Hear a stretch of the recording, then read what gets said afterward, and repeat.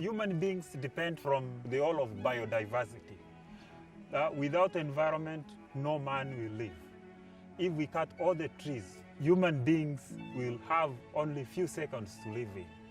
The trees depends from us. We depend also from the trees. So we need to plant a tree, and then a tree will help us naturally. So the environment is the key to our life.